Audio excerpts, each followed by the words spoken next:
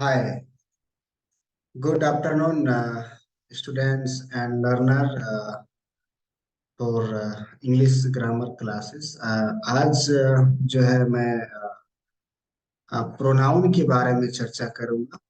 आज का जो दिन है डे है वो सिक्स्थ डे है। और आज जो है प्रोनाउन के बारे में आप सबको बताऊंगा डिटेल में।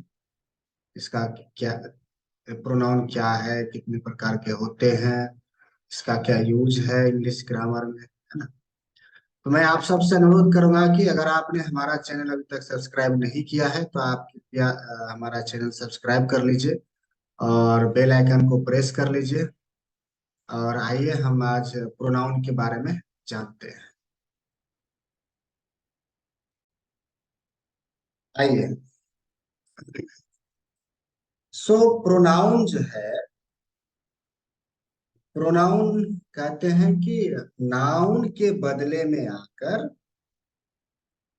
उसे क्षमा कीजिए, उसे पुनरावृत्ति से रोककर वाक्य की सुंदरता को बनाए रखने वाले अथवा काम को आसान करने वाले अध्याय को प्रोनाउन कहते हैं। फिर से सुनिए, लिखिए।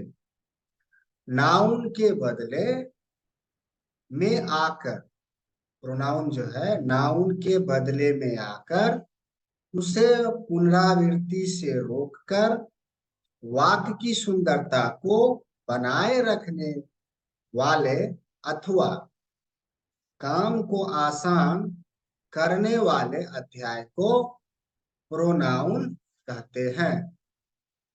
आइए, अब प्रोनाउन जो है कितने प्रकार के होते हैं, है ना। आइए,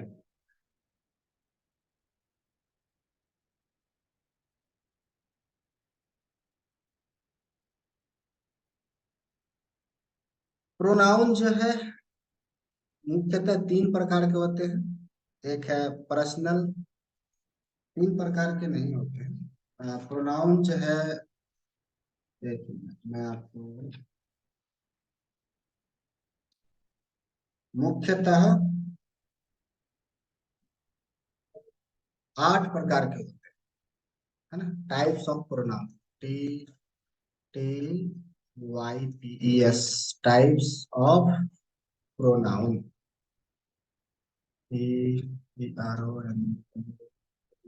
प्रोनाउन, है ना। पहला है पर्सनल प्रोनाउन, पर्सनल प्रोनाउन, है ना। दूसरा है demonstrative pronoun, demonstrative, demonstrative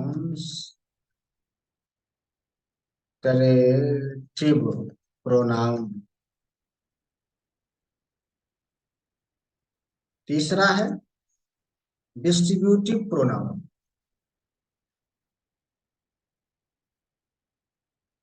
distributive pronoun. चौथा है इंडिफिनिट प्रोनाउन,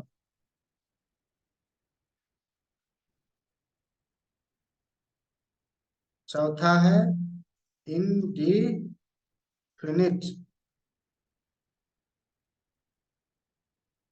इंडेफिनिट प्रोनाउन। पांचवा है रिफ्लेक्सिव प्रोनाउन, रिफ्लेक्सिव प्रोनाउन। छठा है इम्फेटिक प्रोनाउन,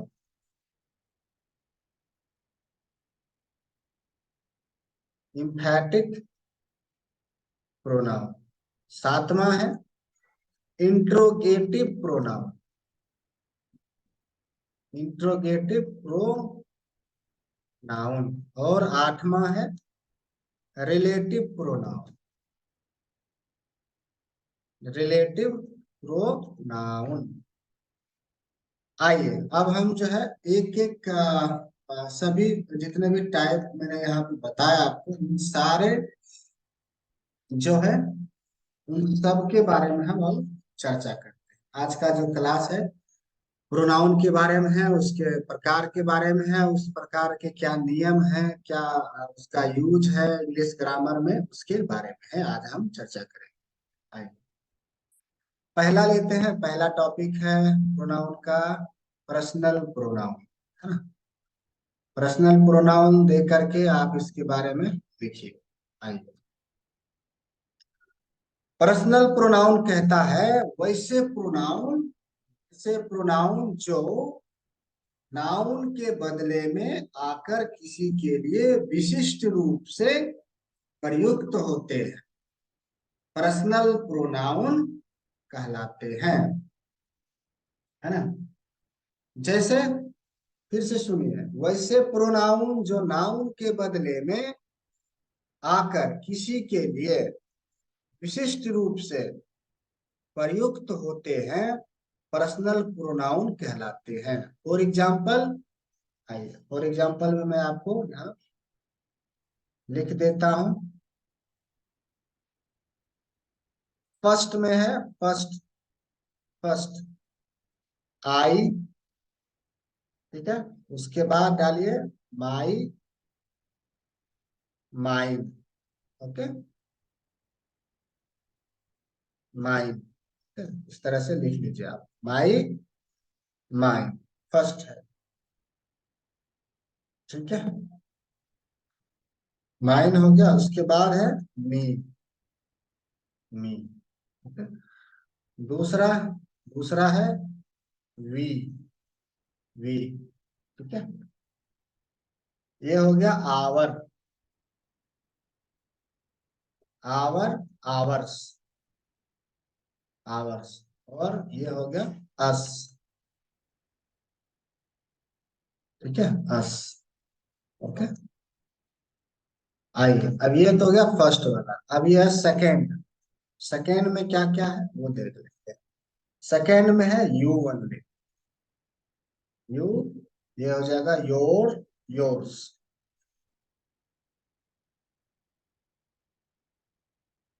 योर्स, है ना।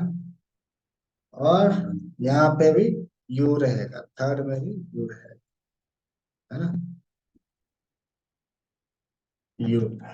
आइए, अब थर्ड में क्या है, थर्ड में सारे आ जाते हैं, जो भी बचे हैं सारे आ जाते हैं। जैसे ही, थर्ड पर्सन, है ना, ही में हो गया आपका हिज, हिज, और इधर हिम, सॉरी, हाँ हिम, ठीक है। दूसरा है सी, ठीक है। इसी में आप यहाँ यहीं पे आप लिख सकते हैं, अगर स्पेस कम है तो यहीं पे आप डाल सकते हैं सी करके, सी, है ना। चलिए मैं आगे से ही लिख देता हूँ। यहाँ पे आप हर लिखिए, उसके बाद जो है यहाँ पे जो है, सॉरी, हर और हर्ष, हर और हर्ष, हर्ष, और यहाँ हर, हर, ठीक है? आइए, नेक्स्ट है इट, नेक्स्ट है इट, इट, इसका हो जाएगा इट्स, फिर इट। चलिए, दूसरा है वन, वन, वंस, वन। उसके बाद है दे, देयर, देयर, देयर्स, और ये देम। ये सारे जो हैं एग्जाम्पल। जैसे अब इसमें आइए, पहला जो फर्स्ट वाला हम लोग ने जो बात की थी, फर्स्ट वाला आई, है ना, आई और वी, आई और वी, है ना। तो इसमें क्या करना है मुझे,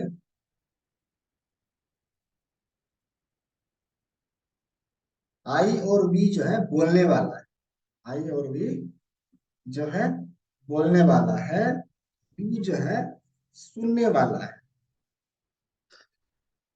इसमें लिख लीजिए, ये जो है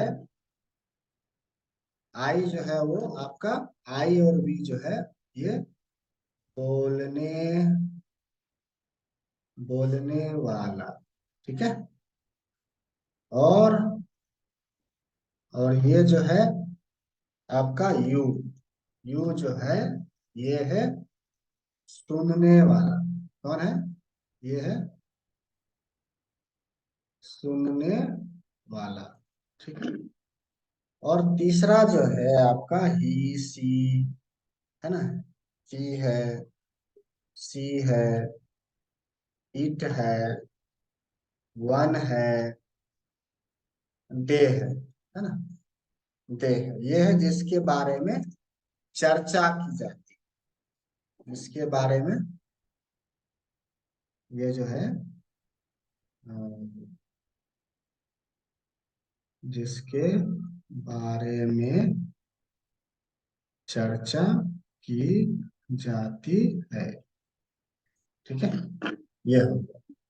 अब आइए, अब है एन, नॉट नंबर, ठीक है। अब आइए, यहाँ से नियम स्टार्ट हो रहे हैं।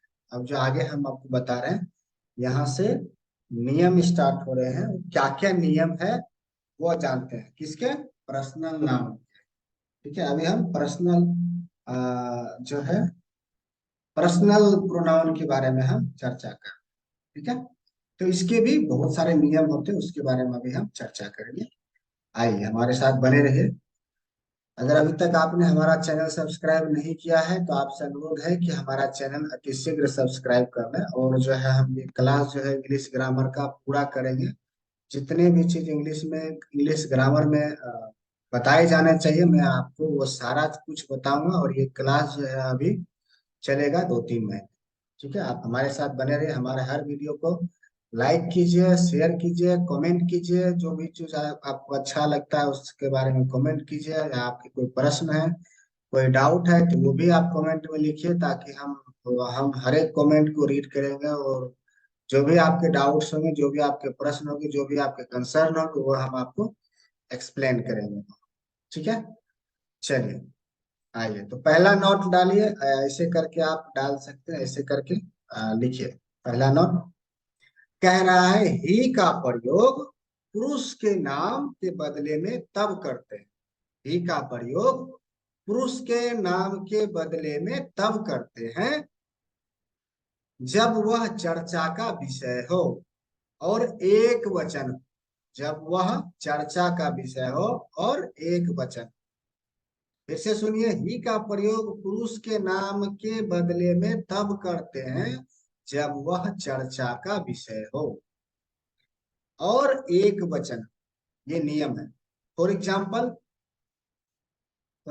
में आप लिख सकते हैं, आई have A brother, he is a doctor. I have A brother, he is a he is a doctor, doctor, okay. आइए अब दूसरा नियम देखते हैं क्या कहता है। सी का प्रयोग स्त्री के लिए तब करते हैं जब वह चर्चा का विषय हो और एक वचन, ठीक है।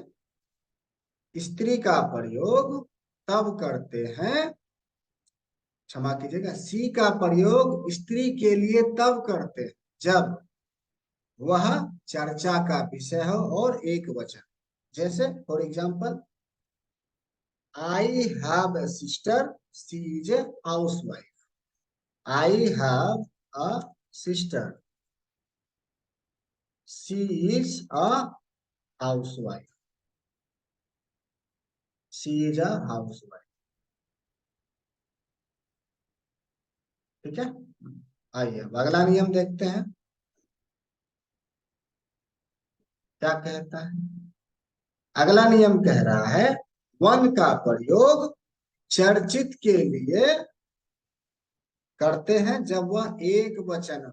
वन का प्रयोग वन का प्रयोग चर्चित के लिए तब करते हैं जब वह एक वचन हो और अनजान हो।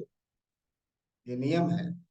वन का प्रयोग, वन जो वर्ड होता है ना, वो यानी वन, वन का प्रयोग चर्चित के लिए तब करते हैं जब वह एक वचन हो और अनजान हो। जैसे for example, one is absent, absent today. ठीक है, एग्जाम्पल में आप लिख सकते हैं। ओके, यहां तक आप समझ गए। आइए अब दूसरा नियम देखते हैं क्या कहता है। दूसरा नियम है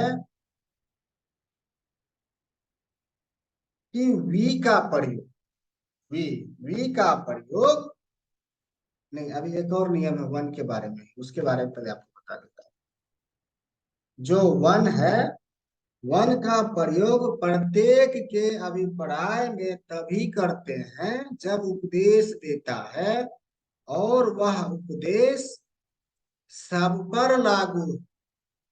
ठीक है, वन का प्रयोग प्रत्येक के अभिप्राय में तब करते हैं जब वह उपदेश देता हो और वह उपदेश सभी पर लागू। जैसे one should respect the time. For example, one should respect respect the time. Okay, आइए अगला अगला नियम देखते हैं क्या कहता है। अगला नियम है वी के बारे में।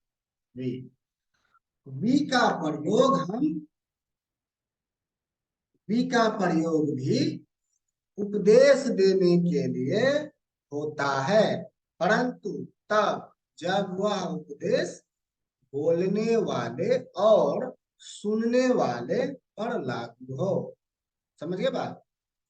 वी का प्रयोग पर्सनल प्रोनाउन के रूप में हम तब करते हैं जब उपदेश देने के लिए होता है मुख्यतः, परंतु तब जब वह उपदेश बोलने वाले और सुनने वाले पर लागू हो। For example, we should we should respect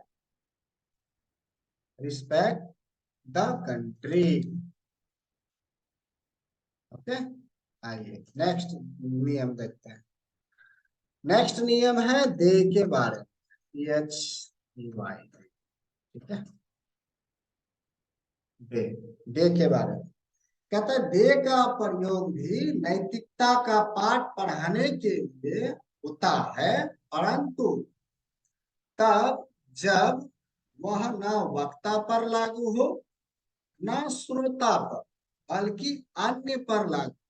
फिर से सुनिए, दे का प्रयोग भी पर्सनल प्रोनाउन के रूप में हम तब करते हैं जब वह नैतिकता का पाठ पढ़ाने के लिए होता है, परंतु तब जब वह ना वक्ता पर लागू हो ना श्रोता पर कि अन्य पर लागू होता है। जैसे, they should not under estimate India. They should not under estimate India. ठीक है,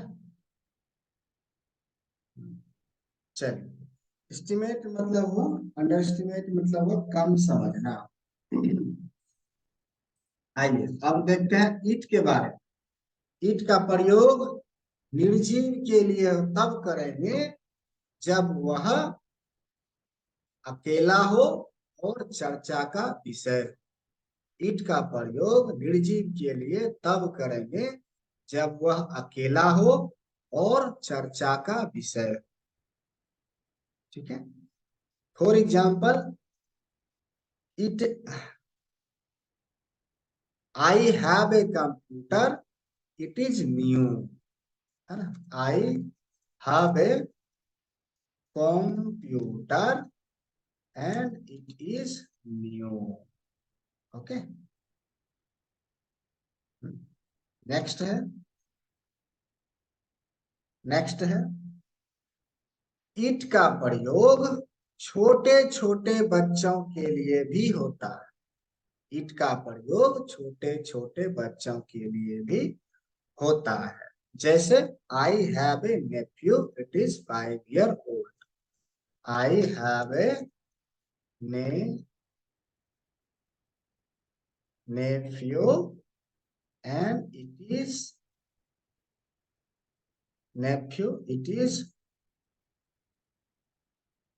it सॉरी यहाँ पे फुल स्टॉप होगा, it is 5 year old। Okay, आइए नेक्स्ट नियम देखते हैं क्या कहता है। नेक्स्ट नियम कहता है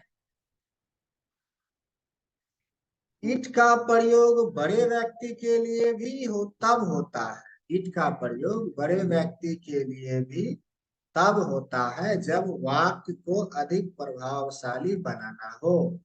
for example, it is he who abused me, है ना। It is he who abused me. Okay, आइए नेक्स्ट देखते हैं। इट का प्रयोग अनजानों के लिए भी होता है। लिख लीजिए, इट का प्रयोग अनजानों के लिए भी होता है। For example, who is it, it is me. जैसे आप किसी के दरवाजे पे जाते हैं, आप खटखटाते हैं तो अंदर से बोलते हैं who is it, right. Who is it, और बाहर से आवाज आता है it is me. Okay, yes, आइए नेक्स्ट नियम देखते हैं क्या कहते हैं। अप्रत्यक्ष के लिए भी इट का प्रयोग होता है। अप्रत्यक्ष और प्रत्यक्ष के लिए भी इट का प्रयोग होता है। जैसे for example, I have seen Patna college. I have seen Patna Patna college, it is very famous college. Okay, it is very famous famous college. Okay,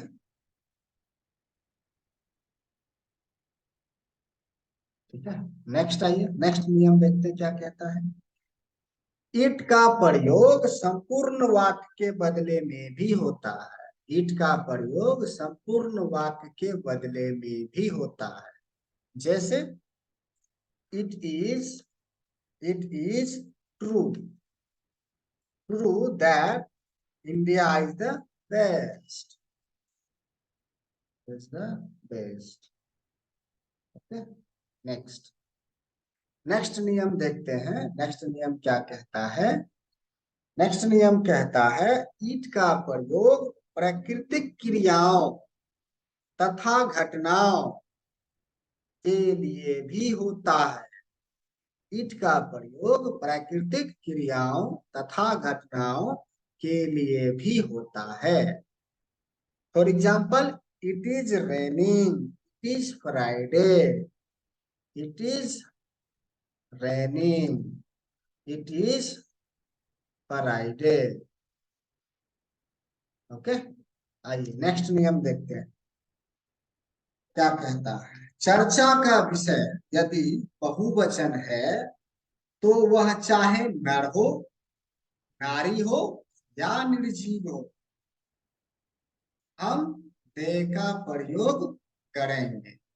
फिर से सुनिए, चर्चा का विषय यदि बहुवचन है तो वह चाहे नर हो, नारी हो या निर्जीव हो, हम दे का प्रयोग करेंगे। जैसे I have 2 sister, brother, mobile, they are very important. मतलब आप लिख सकते हैं, यहाँ पे हमने नर का भी प्रयोग किया, नारी का भी और निर्जीव का। ठीक है, I have 2 sister, brothers, 2 sisters, 2 sisters, brothers and mobiles, mobiles and they they are they are very important.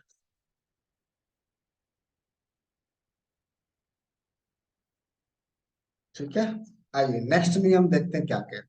Next नियम कहता है हु, WHO, ये वाला WHO, हु यदि वाक्य के बीच में आए तो इसके पहले कोई नाउन या प्रोनाउन आ सकेगा, परंतु दे नहीं आएगा, उसके बदले में दोज आएगा।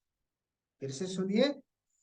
हु यदि वाक्य के बीच में आए तो उसके पहले कोई नाउन या प्रोनाउन आ सकेगा, परंतु दे नहीं आएगा, उसके बदले में दोज आएगा।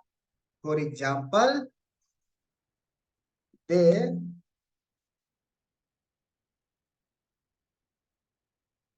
फॉर एग्जाम्पल जो है, देखिए, they who labour labour get success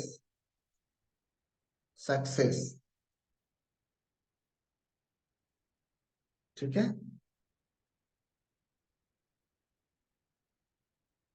फिर से सुनिए, ये वाक्य थोड़ा जो नियम जो थोड़ा अलग है।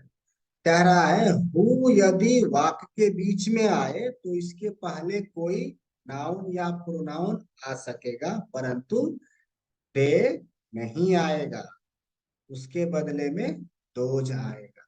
फॉर एग्जाम्पल, जो दे है, दे हु नेवर गेट सक्सेस, ये गलत सेंटेंस है। ये जो है, ये जो है गलत सेंटेंस है। ठीक है। आइए सही क्या है वो लिखते हैं। सही है they, those, THOSE, those who labour, LABOUR, labour. Spelling आप देख लीजिएगा। गेट सक्सेस सक्सेस, ये सही है। ठीक है। ये जो है शब्द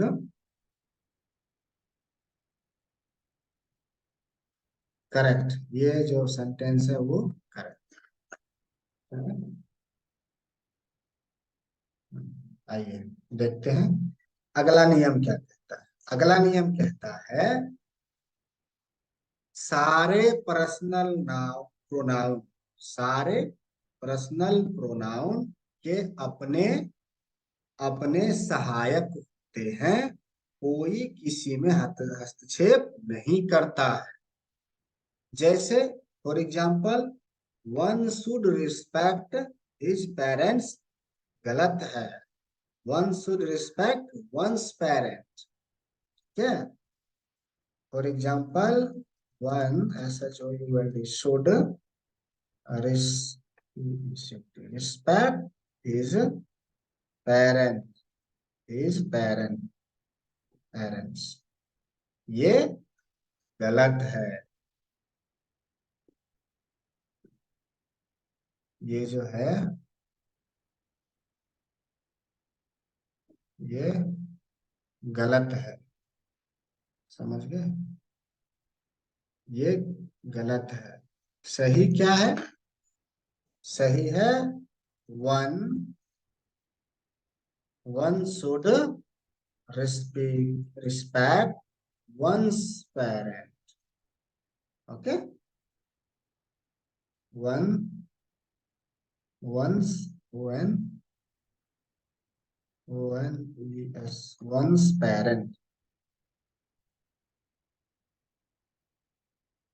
पेरेंट्स, ये करेक्ट है।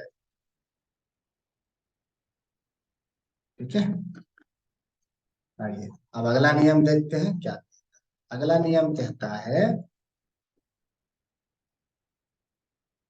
वंस, ऐसे होगा वंस पेरेंट्स। ठीक है। आइए, अगला नियम है, लेकिन यदि वन का अभिप्राय हो एक, लेकिन यदि वन का अभिप्राय हो एक, तो वन के साथ ही परिवार आए। ठीक है, यदि, लेकिन यदि, फिर से सुनिए ये नियम, लेकिन यदि वन का अभिप्राय हो एक, तो वन के साथ ही परिवार आएगा। ठीक है, आइए अगला नियम देखते हैं। कह रहा है, लेकिन यदि वन का अभिप्राय हो एक, तो वन के साथ ही परिवार आएगा। जैसे for example, one of you has not completed one's task, one of you has not completed one's one's task. ये सेंटेंस गलत है। क्यों गलत है? क्योंकि यहाँ पे एक का बात हो रहा है, तो यहाँ पे ही परिवार आएगा। तो यहाँ पे होगा वंस के बदले, यहाँ पे आप इसे काट के लिख सकते हैं। ये जो है यहाँ पे ऐड कर दीजिए, इसको काट दीजिए और यहाँ लिखिए नीचे हिज टास्क, हिज टास्क। तब सही, तब सेंटेंस जो है हिज टास्क, तब सही। समझ गए? One of you has not completed his task. ठीक है, चलिए आइए नेक्स्ट देखते हैं। ठीक है,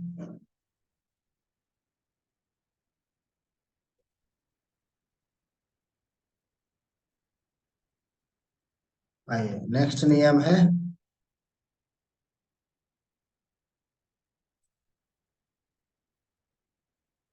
ठीक है,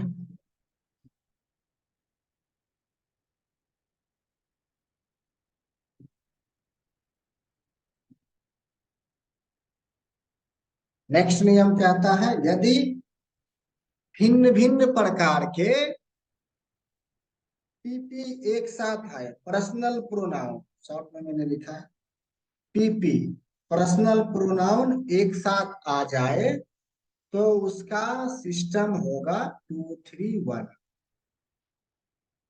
मतलब 2 3 1 का मतलब वह पहले सेकेंड पर्सन, फिर थर्ड पर्सन, फिर first person. You, he and I are learning. फिर से समझिए, बहुत टेक्निकल है। यदि भिन्न भिन्न प्रकार के पर्सनल प्रोनाउन एक साथ आ जाए, तो उसका सिस्टम होगा सेकेंड पर्सन पहले, थर्ड पर्सन, फिर फर्स्ट पर्सन। आइए एग्जांपल देखते हैं। एग्जांपल है, you, he, you, he and I are learning English, English grammar, grammar. Okay, next नियम क्या कहता है, लेकिन यदि वाक्य में आपकी योजना या प्रायश्चित हो, तो फॉर्मूला होगा 1 2 3। इसी सेंटेंस में, इसी नियम में, अगर लेकिन यदि वाक्य में पाप की योजना या प्रायश्चित हो, तो फॉर्मूला होगा 1 2 3। For example, I, you and he will capture the both, capture the both। Okay, both मतलब यहाँ वोट वाला बूथ जो होता है ना। नेक्स्ट है, लेकिन यदि सारे के सारे पर्सनल प्रोनाउन हो, तो फॉर्मूला होगा 3 2 1। लेकिन यदि सारे के सारे पर्सनल प्रोनाउन हो, तो फॉर्मूला होगा 3 2 1। जैसे for example, they, you and we are learning English. They, we and you, नहीं, they, you and we, they, you and we are learning English. Next नियम देखते हैं क्या कहता है। यदि भिन्न भिन्न प्रकार के पर्सनल प्रोनाउन एक साथ आए और उसमें फर्स्ट पर्सन भी मौजूद हो तो सहायता के लिए वी परिवार को लाएंगे। फिर से सुन लीजिए। यदि भिन्न भिन्न प्रकार के पर्सनल प्रोनाउन एक साथ आए और उसमें फर्स्ट पर्सन भी मौजूद हो तो सहायता के लिए भी परिवार लाएंगे। For example, you, he and I are reading our book.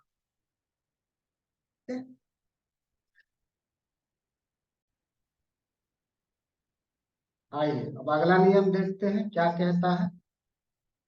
अगला नियम कह रहा है, यदि भिन्न भिन्न प्रकार के पर्सनल प्रोनाउन एक साथ तो आए परंतु उसमें फर्स्ट पर्सन नहीं हो तो सेकेंड और थर्ड पर्सन तो रहेगा ही। ऐसी अवस्था में यू परिवार की सहायता दी जाए। तो ये कितना टेक्निकल है। यदि भिन्न भिन्न प्रकार के पर्सनल प्रोनाउन एक साथ तो आए परंतु उसमें फर्स्ट पर्सन नहीं हो तो सेकेंड और थर्ड तो रहेगा ही। ऐसी अवस्था में यू परिवार की सहायता दी जाएगी। जैसे example, you and he are doing your work. You and he are doing your work. आइए यहाँ पे आपका पर्सनल प्रोनाउन का सभी प्रकार के नियम जो है कंप्लीट होते हैं। मैंने सभी प्रकार के नियम पर हमने चर्चा की मैंने, ठीक है। अब आइए अगला नियम देखते हैं। डिमोन्स्ट्रेटिव प्रोनाउन क्या है। आइए, डिमोन्स्ट्रेटिव,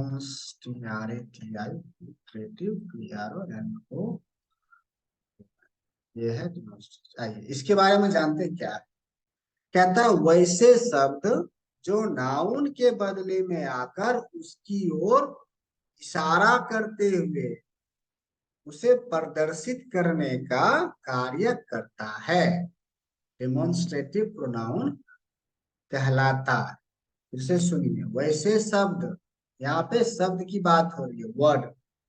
वैसे वर्ड जो नाउन के बदले में आकर उसकी ओर इशारा करते हुए उसे प्रदर्शित करने का कार्य करता है, डिमोन्स्ट्रेटिव प्रोनाउन कहलाता है। जैसे एग्जाम्पल है, कौन कौन से डिमोन्स्ट्रेटिव प्रोनाउन हैं। For example, this,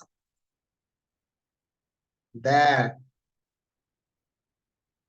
these and those etc। ठीक है। आइए नेक्स्ट नियम क्या कहता है। इसका डिमोन्स्ट्रेटिव प्रोनाउन का नियम क्या क्या है हम उसके बारे में चर्चा करते हैं। ठीक है। कहता है दिस का प्रयोग समीप के वस्तु के लिए तब करते हैं। दिस का प्रयोग, दिस है, दिस का प्रयोग समीप की वस्तु के लिए तब करते हैं जब वह एक वचन हो। जैसे I have a pain in my hand, this is new, this is new. Okay, next नियम क्या कहता है इसका? दिस का प्रयोग प्रत्यक्ष के लिए भी होता है, इसका प्रयोग प्रत्यक्ष के लिए भी होता है। जैसे this is my coaching, this is my coaching. This का प्रयोग परिचय करवाने के लिए भी होता है। अगला नियम लिख लीजिए, दिस का प्रयोग परिचय करवाने के लिए भी होता है। जैसे meet him, this is new friend, meet him, this is new friend. ठीक है,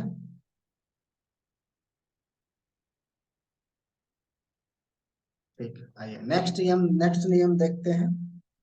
अब है दैट, अब है दैट। दैट का प्रयोग दूर की वस्तु के लिए तब करते हैं जब वह एक वचन। ध्यान रखिए, ध्यान से सुनिए।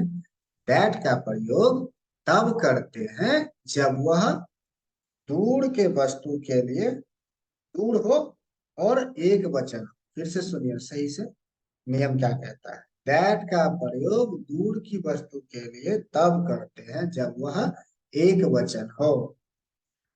फॉर एग्जाम्पल, फॉर एग्जाम्पल इसका लिख लीजिए, look at the star that is very bright, look at the star that is very bright, bright.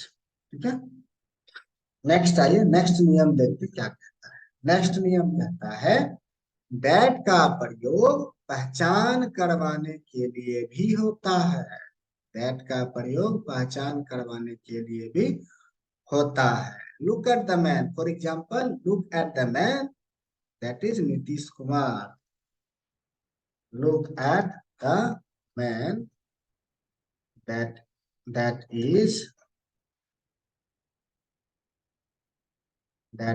Rajiv Kumar, Rajiv Kumar. Okay, मैंने अपना ही नाम, look at the man that is Rajiv. Okay, good. यहाँ तक कोई प्रश्न है, कोई कंसर्न है आप सभी को, तो आप हमें जो है मैसेज कर सकते हैं, कमेंट कर सकते हैं। मैं यथाशीघ्र आपके कंसर्न का जो है उत्तर, आंसर देने का कोशिश करूंगा। आप सबसे अनुरोध है कि अगर आपने अभी तक चैनल सब्सक्राइब नहीं किया है तो आप प्लीज सब्सक्राइब कर लें और बेल आइकन को प्रेस कर दें। आगे अभी हम पूरा जो है इंग्लिश ग्रामर कवर करेंगे 2-3 महीने के अंदर, सारा जो है जो है क्लासेस को हम आपके समक्ष रखेंगे। बने रहिए हमारे साथ।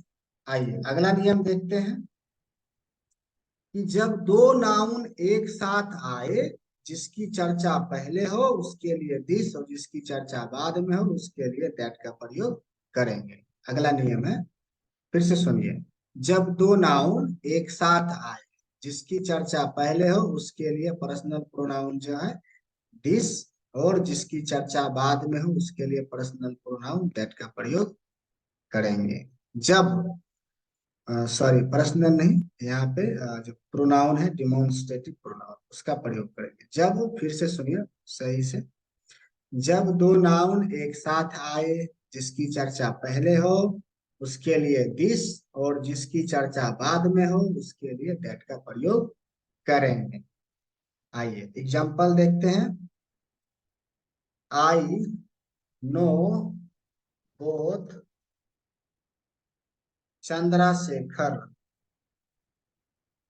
चंद्रशेखर, चंद्रशेखर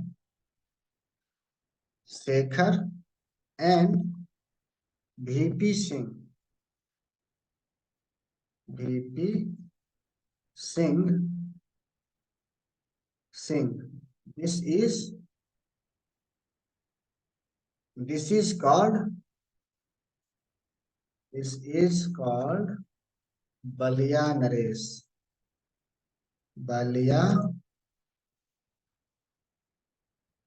बलिया नरेश। और दैट इज कॉल्ड राजा मांदा। That is called Raja Manda. Okay, next नियम देखते हैं क्या कहता है। अब आइए दीज पे।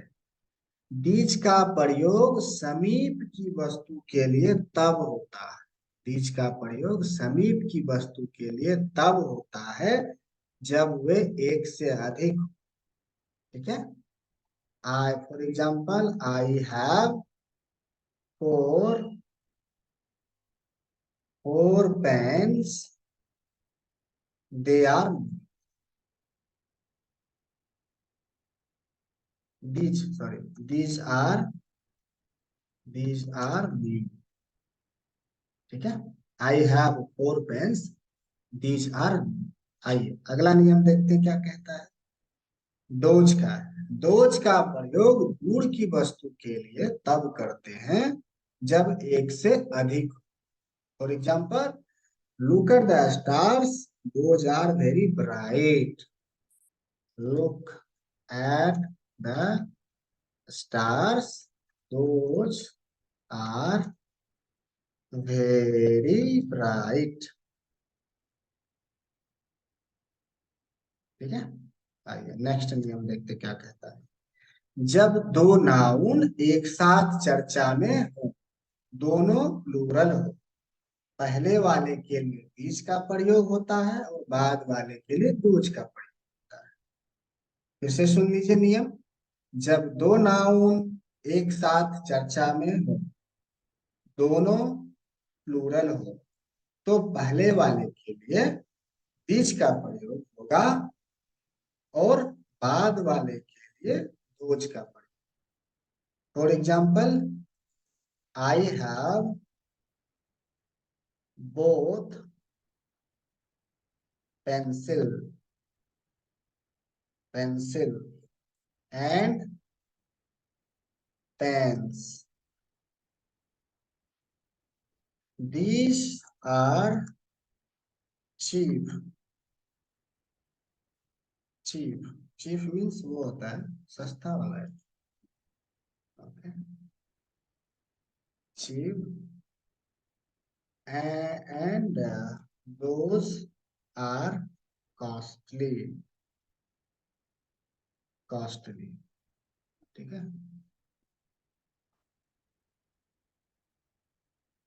cheap and यहाँ पर and those are costly। ठीक है। नेक्स्ट देखते हैं क्या कहता है। नेक्स्ट नियम है आई तुलना करते समय नाउन को दोहराने से बचने के लिए दैट या दूज का प्रयोग होता है। तुलना करते समय नाउन को दोहराने से बचने के लिए दैट या दोज का प्रयोग होता है। जैसे the climate of Patna is better than the climate of Ranchi. ये गलत है। ठीक है। अगर आप लिखेंगे the CLIMAT, climate of Ranchi, Patna, PAT यानी Patna, is better than the climate of Ranchi. Ranchi गलत है। ये जो सेंटेंस है ये गलत है। सही क्या है? क्योंकि तुलना कर रहे समय नाउन को दोहराने से बचने के लिए दैट या दोज का प्रयोग होता है। तो यहाँ पे हमने नाउन क्लाइमेट है, तो यहाँ पे क्लाइमेट के जगह जो है एक में हमें दैट या दोज का प्रयोग करेंगे। आइए नेक्स्ट। सही क्या है वो मैं लिख देता हूँ। सही है the climate climate of Patna. is better than that of Ranchi. Better than that of Ranchi. Okay, ये सही, ये सही है, ये सही है। ठीक है, आइए हम नेक्स्ट देखते हैं। क्या द रोड्स, एक और एग्जांपल है इसी का, देख लीजिए। एक और एग्जांपल है, the roads of Ranchi are better than roads of Patna, गलत है। The roads of Ranchi are, RAN, RANCHI।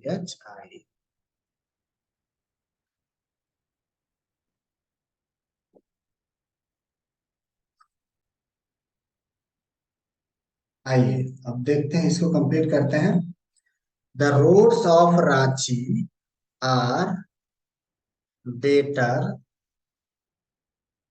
Then, better than the RADS roads, roads of Patna, better then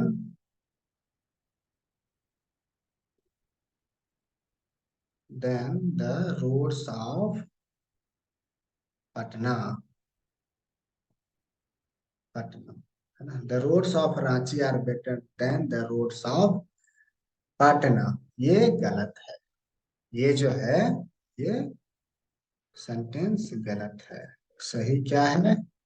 सही है the roads, roads of Ranchi, Ranchi are better, better than those of PHOSE, those of Patna. ठीक है, यहाँ पे दोनों का, दोनों एग्जांपल बता दिए है ना। जो हम यहाँ बोले थे, तुलना करते समय नाउन को दोहराने से बचने के लिए दैट या दोज का प्रयोग होता है। तो दैट का प्रयोग हुआ एक वचन के लिए। The climate of Ranchi, the climate of Patna is better than the climate of Ranchi, गलत है। सही है, the climate of Ranchi is better than that of Patna. दूसरा है दोज के लिए, the roads of Ranchi are better than the roads of Patna, गलत सेंटेंस है। सही है, the roads of Ranchi are better than those of Patna. ठीक है, आइए अब नेक्स्ट, नेक्स्ट जो नियम है वो क्या कहता है। नेक्स्ट नियम कहता है डिमॉन्स्ट्रेटिव प्रोनाउन का, हु के पहले द नहीं लगता है और लगता है आता है। हु के पहले द नहीं लगता या आता है, इसीलिए इसके स्थान पर दोज आएगा। So those who are, example, those PHOSE, those who are laboring will get reward, laboring, laboring will get,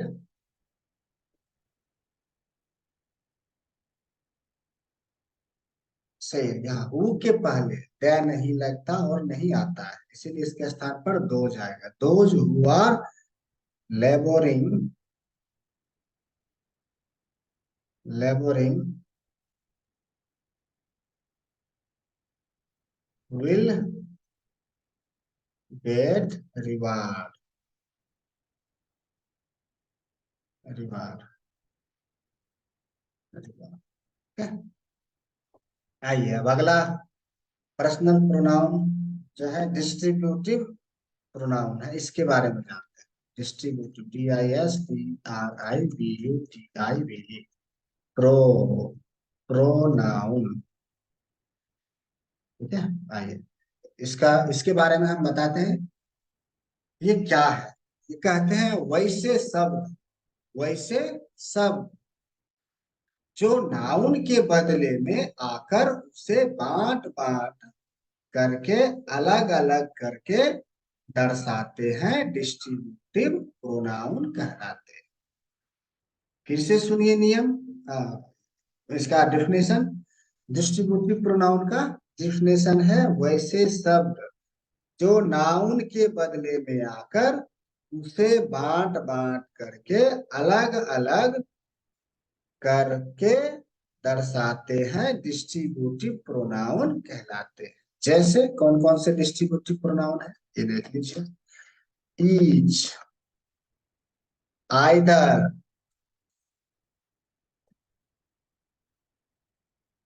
either, neither, everyone, everyone. Okay,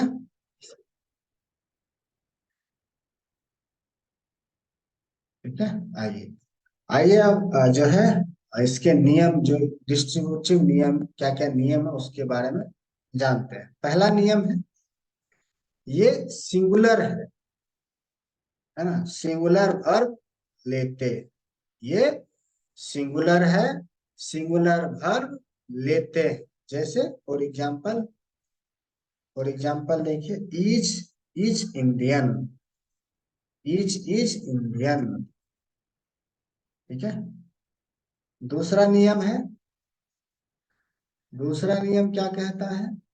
दूसरा नियम ये कहता है, यदि इसके तुरंत बाद, यदि इसके तुरंत बाद कोई प्रीपोजिशन आ जाए तो प्रीपोजिशन के बाद आने वाला नाउन या प्रोनाउन तो प्लूरल, प्लूरल तो रहेगा, परंतु वर्ब सिंगुलर रहेगा, है ना। यदि इसके, फिर से सुन लीजिए, यदि इसके तुरंत बाद कोई प्रीपोजिशन या प्रीपोजिशन आ जाए तो प्रीपोजिशन के बाद आने वाला नाउन या प्रोनाउन तो प्लूरल रहेगा, परंतु वर्ब सिंगुलर लेगा और रहेगा। जैसे each of you is my student, A each, A C H, each of you is my student. Okay, आइए नेक्स्ट देखते हैं, नेक्स्ट नियम क्या कह रहा है। नेक्स्ट नियम कह रहा है, यदि, यदि इन्हें एंड के द्वारा जोड़ा जाए, फिर से सुनिए, यदि इन्हें एंड के द्वारा जोड़ भी दिया जाए तो भी यह सिंगुलर बना रहेगा और सिंगुलर वर्ब लेगा। For example, each and every one is satisfied। For example, each and everyone, everyone is satisfied। Okay,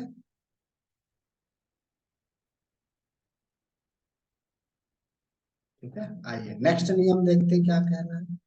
next नियम कह रहा है, लेकिन यदि इनके ठीक पहले कोई नाउन या प्रोनाउन आए तो वह प्लूरल, प्लूरल रहे होगा और आने वाला वर्ब भी प्लूरल होगा।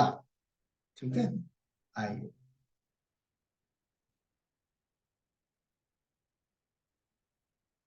इस समय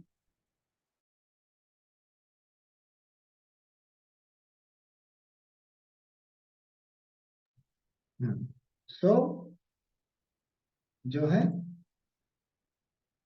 लेकिन यदि इनके ठीक पहले, लेकिन यदि इनके ठीक पहले, ठीक है, कोई नाउन या प्रोनाउन आए तो प्लूरल, वह प्लूरल होगा और आने वाला वर्ब भी प्लूरल होगा। जैसे एग्जाम्पल देखिए क्या कहता है, they each, each are preparing for exam, preparing for exam. Okay, next नियम देखिए क्या कहता है। यदि इन्हें सहायता की आवश्यकता पड़ी तो ये ही परिवार की सहायता लेंगे। ये नियम है। यदि इन्हें सहायता की आवश्यकता पड़ी तो ये ही परिवार की सहायता लेंगे। जैसे each is doing his work, for example each is doing his work. Okay, आइए अब जो है अगला प्रोनाउन लेते हैं। अगला प्रोनाउन है indefinite pronoun. Indefinite, indefinite, indefinite pronoun, pronoun. Okay, आइए जानते हैं इनके बारे में क्या है। ये कहता है कि वैसे शब्द जो नाउन के बदले में आकर यह बतलाते हैं कि वे जिनके बदले में आ रहे हैं वो अज्ञात है। फिर से सुनिए इसका डिफिनेशन। वैसे शब्द जो नाउन के बदले में आकर यह बतलाते हैं कि वे जिनके बदले में आ रहे हैं वे अज्ञात हैं, अनआइडेंटिफाइड है। ठीक है, फॉर एग्जाम्पल इसका देख लीजिए कौन कौन से इंडिफिनिट प्रोनाउन है। जैसे ऑल है, सम, ऑल है, ऑल हो गया, सम हो गया, कोमा दे करके लिख लीजिए। All, some, more, most, any, any, enough, enough, etc। ठीक है, etc। ओके, आइए अब एक एक करके जानते हैं कि इसका हम यूज कैसे करते हैं नियम के अनुसार, नियम नियम के थ्रू। पहला नियम, पहला नियम है इंडिफिनिट प्रोनाउन का पहला नियम। जब जब ये काउंटेबल नाउन की सेवा में आते हैं, जब ये काउंटेबल नाउन की सेवा में आते हैं, प्लूरल समझे जाते हैं, प्लूरल वर्ब लेते हैं। समझ गए? जब ये काउंटेबल नाउन के सेवा में आते हैं, प्लूरल समझे जाते हैं, प्लूरल वर्ब लेते हैं। जैसे example, all are writing, all are writing, writing. Okay, next देखते हैं। नेक्स्ट, नेक्स्ट क्या है।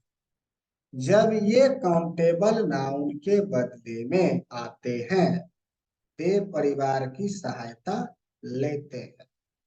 जब ये काउंटेबल नाउन के बदले में आते हैं ते परिवार की सहायता लेते हैं। जैसे all, for example all are doing their, their, THEIR, their work. Okay, okay, आइए नेक्स्ट नियम देखते हैं क्या कहता है। नेक्स्ट नियम है जब इनका प्रयोग अनकाउंटेबल नाउन के बदले में हो तब इनके साथ सिंगुलर क्रिया लगेगा। फिर से सुनिए नियम, ये सारे टेक्निकल चीज हैं। जब इनका प्रयोग अनकाउंटेबल नाउन के बदले में हो तब इनके साथ सिंगुलर क्रिया लगेगा। जैसे all is boiling, all is boiling. Okay, next नियम क्या कहता है। नेक्स्ट नियम कहता है जब ये अनकाउंटेबल नाउन के सेवा में आते हैं, इनकी सहायता के लिए इट परिवार आता है। फिर से सुनिए, जब ये अनकाउंटेबल नाउन की सेवा में आते हैं, इनकी सहायता के लिए इट परिवार आता है। जैसे for example all is remaining in its place, remaining in its place, place. ठीक है। आइए अब अगला प्रोनाउन जानते हैं। अगला प्रोनाउन है reflexive pronoun, REFLEXIV, reflexive pronoun. आइए इसके बारे में जानते हैं, इसका क्या डिफिनेशन, इसके बारे में जानते हैं। ये कहते हैं वैसे शब्द जो नाउन के बदले में आकर यह दर्शाते हैं कि कार्य करने वाला अपने ही कार्य से स्वयं को प्रभावित कर रहा है, रिफ्लेक्सिव प्रोनाउन कहलाता है। और फिर से सुनिए इसका डिफिनेशन। रिफ्लेक्सिव प्रोनाउन का डिफिनेशन क्या है? वैसे शब्द जो नाउन के बदले में आकर यह दर्शाते हैं कि कार्य करने वाला अपने ही कार्य से स्वयं को प्रभावित कर रहा है, रिफ्लेक्सिव प्रोनाउन कहलाता है। ठीक है। आइए एग्जाम्पल देखते हैं। एग्जाम्पल क्या है इसके? फॉर एग्जाम्पल लेते हैं, जैसे my self, my self, himself, himself, etc। ठीक है। आइए अब इसके नियम देखते हैं क्या क्या है। इसके नियम है सारे पर्सनल प्रोनाउन के अपने अपने रिफ्लेक्सिव प्रोनाउन होते हैं। ये ध्यान रखिए। सारे, फिर से सुनिए नियम, सारे प्रोनाउन के, सॉरी, सारे पर्सनल प्रोनाउन के, पर्सनल प्रोनाउन के बारे में बात हो रहा है। सारे पर्सनल प्रोनाउन के अपने अपने रिफ्लेक्सिव प्रोनाउन होते हैं, कोई किसी में हस्तक्षेप नहीं करता। For example, one should, one should respect, respect himself, ये सेंटेंस गलत है।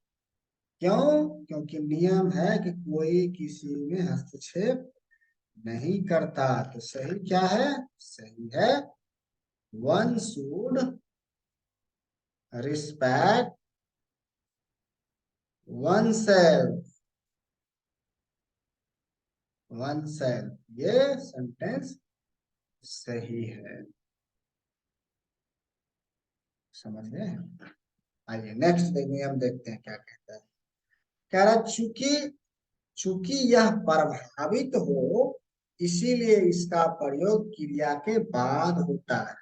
फिर से सुनिए, चूंकि, चूंकि यह प्रभावित हो इसीलिए इसका प्रयोग क्रिया के बाद होता है।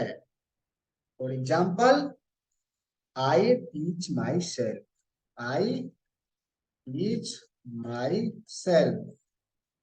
ओके।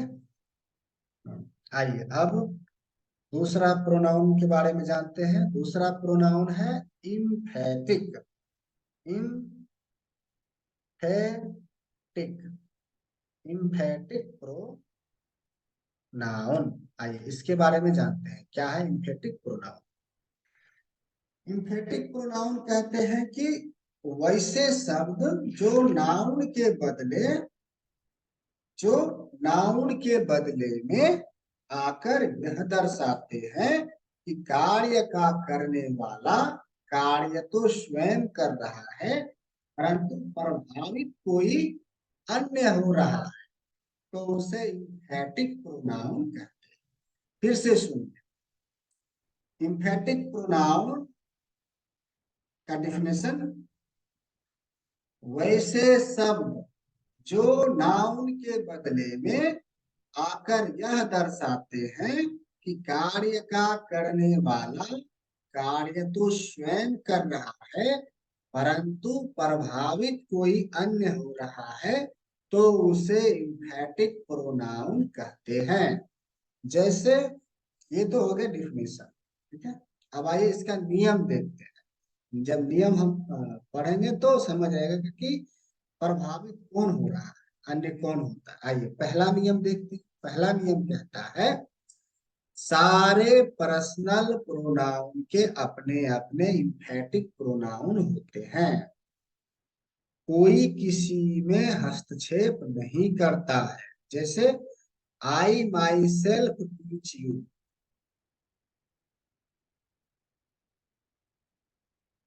ठीक है। मैं स्वयं तुमको पढ़ाऊंगा, ये हिंदी। पढ़ाता हूं, मैं स्वयं तुमको पढ़ाता हूं। अब हिंदी में से यही समझ सकते हैं। I myself teach you. For example, I myself teach you. कहता ना, मैं तुमको स्वयं ही पढ़ा बता दूंगा, कोई बात है। चूंकि यह कार्य का कर्ता होता है, इसीलिए वर्ब के ठीक पहले आता है। ठीक है। चूंकि यह कार्य का कर्ता होता है, इसीलिए वर्ब के ठीक पहले आता है। दूसरा नियम, ना तो रिफ्लेक्सिव प्रोनाउन ना ही इम्पैथिक इम्फेटिक प्रोनाउन वाक्य का आरंभ कर पाएगा। ये नियम है। ना तो रिफ्लेक्सिव प्रोनाउन ना ही इम्फेटिक प्रोनाउन वाक्य का प्रारंभ कर पाएगा। फॉर एग्जाम्पल, मैं आप एक एग्जाम्पल गलत लिखता हूँ, एक एग्जाम्पल सही, उसी एग्जाम्पल का सही करता। जैसे my self is cooking, is cooking food. ये गलत है, ये सेंटेंस गलत है, रॉन्ग है। ठीक है। सही क्या है? सही सेंटेंस क्या है? I myself am cooking food. I myself am cooking food. ठीक है। आइए अब देखते हैं इंट्रोगेटिव। Interrogative pronoun. ठीक है। सेकेंड लास्ट प्रोनाउन है का प्रकार है इंट्रोगेटिव प्रोनाउन।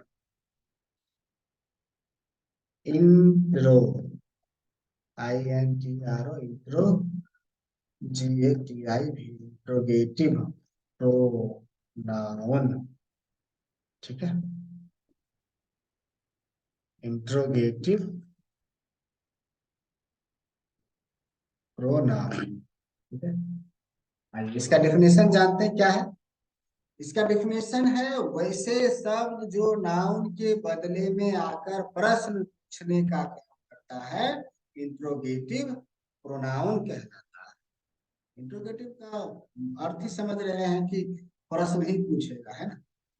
तो वैसे शब्द जो नाउन के बदले में आकर प्रश्न पूछने का काम करते हैं, इंट्रोगेटिव प्रोनाउन कहलाते हैं। जैसे for example, what, who, WHOS, whose, which, WHICH, which। ये whose है, whose, which, whom, ETC। ठीक है। ये सारे क्वेश्चंस वर्ड है। तो कितने हैं? एक दो तीन चार पांच, पांच है। ठीक है। आइए इसका नियम, ये वाक्य के आरंभ में रहे। ठीक है। ये वाक्य के आरंभ में रहेंगे। ठीक है। ये जो है वाक्य के आरंभ में रहेंगे। इनके वाक्य के अंत में प्रश्नवाचक चिन्ह रहेगा। ठीक है, ये याद रखिए। इनके वाक्य के अंत में प्रश्नवाचक चिन्ह रहेगा। दूसरा, तीसरा नियम, इनका हिंदी अनुवाद करने पर प्रथम अक्षर के रूप में का की प्राप्ति होगी। है ना। फिर से सुनिए नियम, इनका हिंदी अनुवाद करने पर प्रथम अक्षर के रूप में का की प्राप्ति होगी। For example, who are you, तुम कौन हो। For example, for example, who are you. ठीक है, चलिए यहां तक हो गया। अब आइए लास्ट प्रोनाउन जो है रिलेटिव प्रोनाउन है, इसके बारे में जानते हैं, फिर ये प्रोनाउन का क्लास जो है कंप्लीट हो जाए आज का। Relative pronoun RELATIV, relative PRONOUN pronoun. आइए देखते हैं इसके इसके क्या डिफिनेशन। ठीक है, इसका जो है डिफिनेशन क्या है।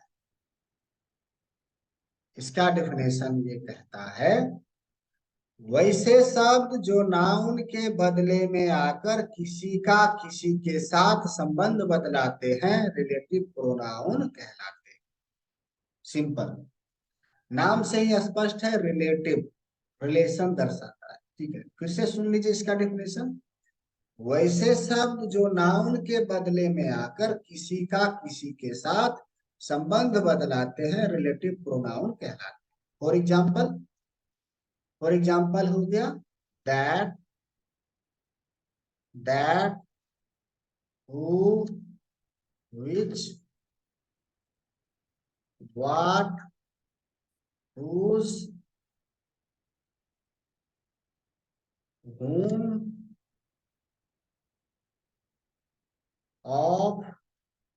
ऑफ विच, होता है ना ऑफ विच, ETC। ठीक है, आइए अब एक एक करके जानते हैं इसका नियम क्या है।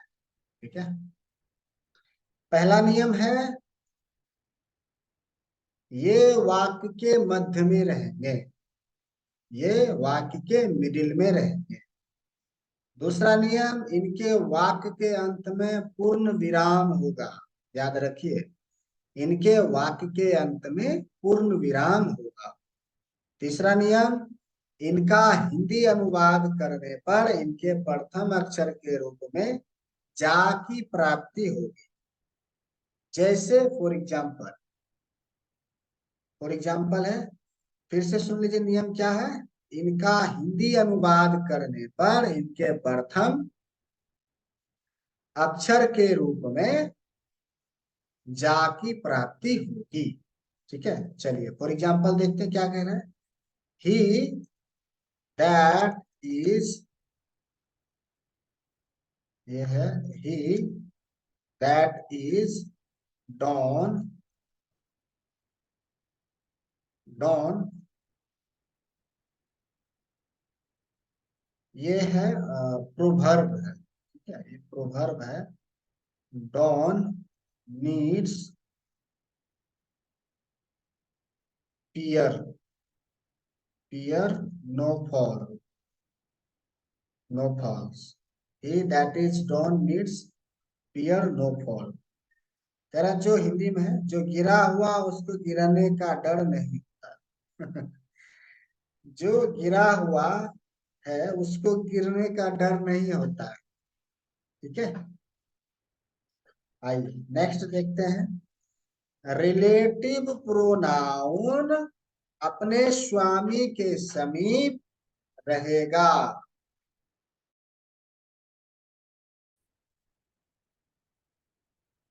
तो रिलेटिव प्रोनाउन जो है अपने स्वामी के समीपतम रहेगा, बीच में किसी प्रकार का हस्तक्षेप नहीं होगा।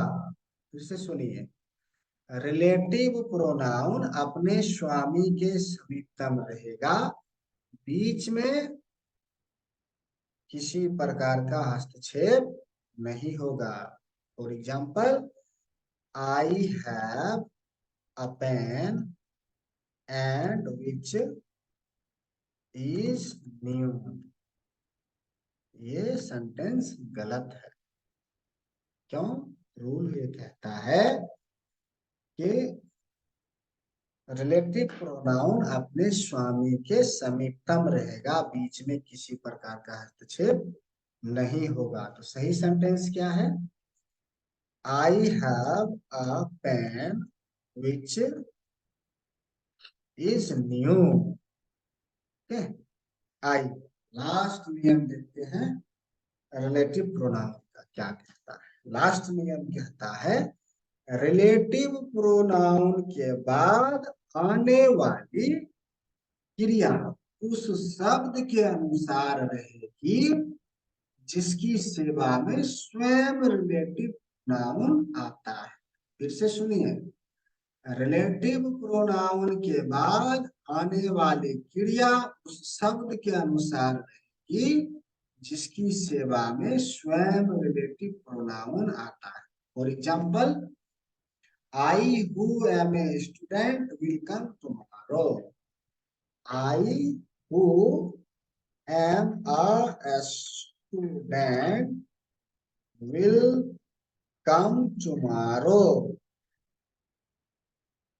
ओके, चलिए, तो यहाँ पे जो है आपका क्लास कंप्लीट हो गया। प्रोनाउन का हमने जो है पूरा एक्सप्लेन किया। जितने भी प्रकार हैं, जितने आठ प्रकार हैं प्रोनाउन के, मैंने आठों प्रकार के प्रोनाउन को डिफिनेशन प्लस नियम के साथ मैंने एक्सप्लेन कर दिया हूँ आपको। अगर आपको अभी भी कोई कंसर्न है, कोई क्वेश्चन है, कोई डाउट है जितना मैंने आपको अभी एक्सप्लेन किया है इससे रिलेटेड, तो आप हमें कमेंट करें। कमेंट बॉक्स में आप हमें क्वेश्चन पूछें, मैं यथाशीघ्र आपके प्रश्न का उत्तर देने का प्रयास करूंगा।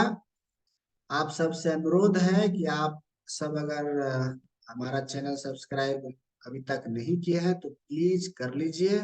अभी आगे पूरी ग्रामर जो है, इंग्लिश के ग्रामर की क्लास कंप्लीट करेंगे, 2-3 महीने लगेंगे इसमें। आप हमारे साथ बने रहिए। और एक और अनुरोध है कि ये वीडियो जो है, ये क्लास की वीडियो जो है, आप सभी के साथ शेयर कीजिए जो इंग्लिश इम्प्रूव करना चाहते हैं, इंग्लिश नॉलेज को इम्प्रूव करना चाहते हैं, जिनको जो कोई भी इंटरव्यू की तैयारी कर रहे हैं उनको ये मदद मिलेगा, जो कॉम्पिटिटिव एग्जाम की तैयारी कर रहे हैं उनको मदद मिलेगा। जो है उन छात्रों के साथ शेयर कीजिए जो बहुत अधिक फीस दे करके नहीं पढ़ पाने में सक्षम है, ये उनके साथ शेयर कीजिए। जो वह वीडियो सुनकर भी सीख सकते हैं। अगर आप कोई काम भी कर रहे होते हैं तो आप वीडियो चला दीजिए, सुनते रहिए, सुन सुन के भी आप सीख सकते हैं। तो आप सबसे अनुरोध है कि इसको ज्यादा से ज्यादा, अधिक से अधिक तो दोस्तों के साथ, फ्रेंड के साथ शेयर कीजिए, क्योंकि आज के समय में इंग्लिश जो है बहुत ही यूज होने वाली भाषा है। क्योंकि हर चीज में आप इंग्लिश जो है देख ही रहे हैं, हर एक प्रोडक्ट पे इंग्लिश में चीजें लिखी होती है, हर एक काम में, हर एक ऑफिस में आजकल इंग्लिश की जो है यूज होती है, इंग्लिश भाषा की। तो इसीलिए अधिक से अधिक शेयर करें। ये मैंने हिंदी में इसलिए शुरुआत की है बताने का कि हिंदी जो है आसानी से समझ पाएंगे आप, है ना। तो मिलते हैं नेक्स्ट क्लास में। नेक्स्ट क्लास जो है हम लोग लेंगे केस के बारे में हम लोग जानेंगे नेक्स्ट क्लास में। तो see you in the next class, bye bye.